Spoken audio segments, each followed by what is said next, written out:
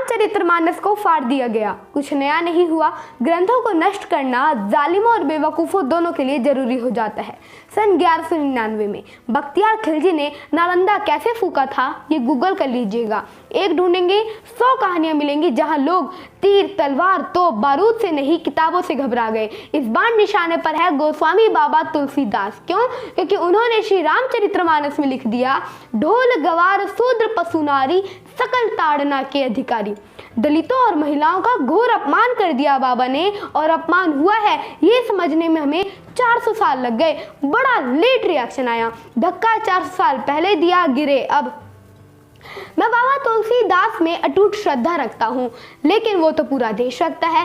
150 को छोड़ दीजिए तो कौन ऐसा है जो बाबा का भक्त नहीं है। लेकिन आज मैं बाबा को एक श्रद्धालु की तरह नहीं, एक स्टूडेंट की तरह अप्रोच करूंगा और बताऊंगा कि उन्होंने क्या ये चौपाई लिखकर गलत किया।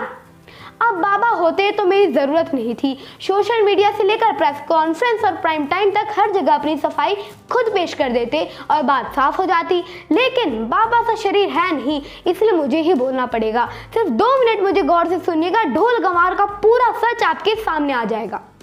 ऊपर वाला रॉन्ग हो सकता है, लेकिन डोंग कभी रॉन्ग नहीं होता। बचपन में तहलका फिल्म देखी थी जिसमें अमरीश पुरी साहब ये डायलॉग बोलते हैं। तो क्या फिल्म के राइटर्स का ये कहना है कि जो डोंग है वो सचमुच में ऊपर वाले से बड़ा है? नहीं भाई, ये तो एक विलन का बोला हुआ है, और विलन वही बोलेगा जो उसका कैरेक्टर है, उसका चरित्र है, यानी गलत बात बोलेगा। इसे फिल्म के राइटर का विचार नहीं माना जा सकता। पॉइंट यही है, जब फिल्म के डायलॉग उसके कैरेक्टर के विचार है, राइटर के नहीं, तो फिर श्री रामचरितमानस में खलनायक समुद्र के विचार बाबा तुलसीदास के विचार कैसे हो गए? श्री रामचरितमानस एक प्रबंध महाकाव्य है, जैसे नॉवल या फिल्में होती है। प्रबंध साहित्यिक वो होता है जिसकी कहानी में एक स्टार्ट, एक मिडल और एक एंड हो। उसमें जो कैरेक्टर है जैसा है उसके डायलॉग भी वैसे ही हो, यानी हीरो सही बात करे और विलन गलत। ढोल गवार शूद्र पशु नारी सकल ताड़ना के अधिकारी। इस चौपाई को या इस डायलॉग को संदर्भ और प्रसंग के साथ, रेफरेंस टू कॉन्टेक्स्ट के साथ समझेंगे तभी बात समझ आएगी। सीन देखिए, पहले श्री राम 3 दिन तक समुद्र से विनती करते रहे, मुझे लंका जाने का मार्ग दे दो भाई, मेरे पत्नी के प्राण संकट में है। समुद्र ऐसा अहंकारी, मार्ग देना छोड़िए उत्तर तक नहीं दिया। फिर श्री राम को क्रोध आ गया, उन्होंने चढ़ाई प्रत्यंचा और कह दिया कि मैं अहंकार की छाती में अग्निबाण गाड़ने के लिए विवश हूँ। भय बिन होए ना प्रीत, बात तो सच है। समुद्र का अहंकार टूट गया और वो मणि रत्नों के साथ त्राही त्राही करता हुआ श्री राम के शरण में आ गिरा। अब समुद्र जो कहता है उसे ध्यान से सुनिएगा, सारा भेद, सारा सीक्रेट यही छुपा है। सबे सिंधु गही पद प्रभु केरे, छमुनाथ सब अवगुण मेरे, गगन समीर अनल जल धरनी, इनकई नाथ सहज जड़ करनी, प्रभु भल की मोहि सिख दीहिनी, मर जादा पुनि तुमरी किहीनी, ढोल गवार शूद्र पशु नारी सकल ताड़ना के अधिकारी।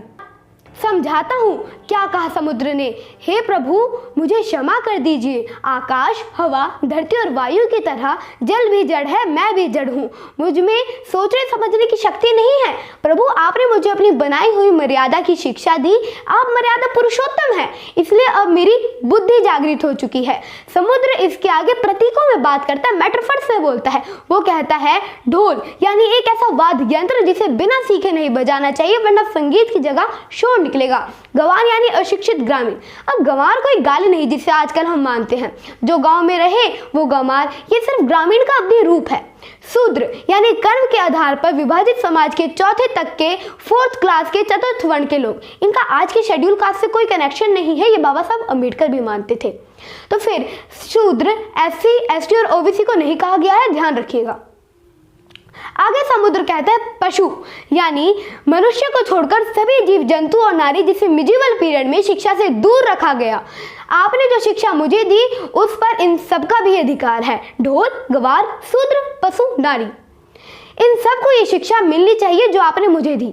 समुद्र के ऐसे विनीत वचन सुनकर श्री राम उसे क्षमा कर देते हैं और फिर समुद्र के ही परामर्श पर नल नील समुद्र पर एक संसार का सबसे प्राचीन पुल बना देते हैं, जिसके पत्थर इतिहास के अथाह सागर पर आज भी तैर रहे हैं।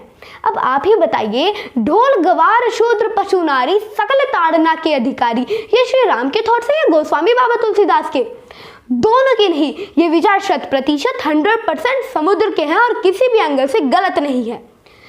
जरूरत है सिर्फ खुले मन से एनालाइज करने की, साफ मन से एनालाइज करने की, सोचने की, समझने की। गोस्वामी तुलसीदास अगर दलित विरोधी होते तो क्या निषाद राज, केवट, शबरी को रामायण में सहनायकों की भूमिका देते, अनगिनत चौपाइयों में उनकी प्रशंसा करते? और यदि वो नारी विरोधी होते तो? नारी कहा मैंने, ध्यान दीजिएगा, औरत नहीं कहा। आशा करता हूं कि आप भी अपने आसपास की सम्मानित महिलाओं को नारी नहीं, औरत नहीं कहेंगे, नारी कहेंगे। अगर बाबा तुलसीदास नारी विरोधी होते तो क्या अहिल्या, जिनका शील भंग किया गया, उनको इतना सम्मान देते जितना दिया है? श्री रामचरितमानस या किसी भी ग्रंथ को जलाकर आप बख्तियार खिलजी की टीम में शामिल होना चाहते हैं तो आपकी मर्जी, वरना सच तो यह है कि कुछ पन्ने जलाने से ना तो राम की महिमा जलाई जा सकती है और ना ही तुलसी का तेज। मैसेज एकदम क्लियर है, अफवाहों पर ना जाए, अपना दिमाग लगाए। जय श्री राम, जय बाबा तुलसीदास।